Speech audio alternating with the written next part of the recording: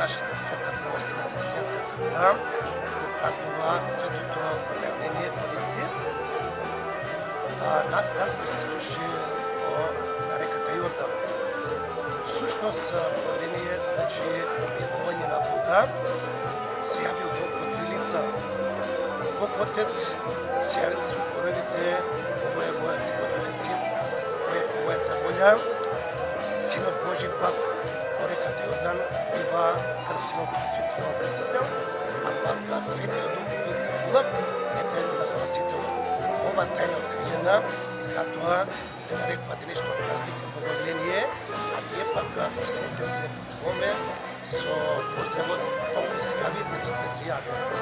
Овој празник е вече почеток на Божката съславие, бидејќи неговата важност било објавата на Христа од страна на Свети Јован дека тој е вистинскиот Месија, вистинскиот Спасител.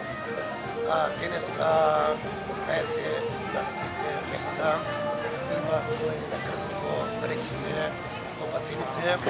Ете и денеска ние успеаме во реката наша Ковановка да отвориме крстот, кадешто исто така го фати едно момче, со здравие си го нели носи.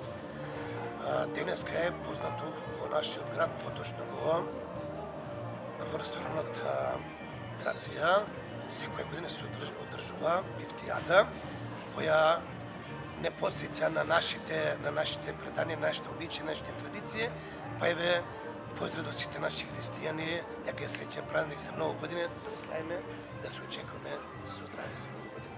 Амин.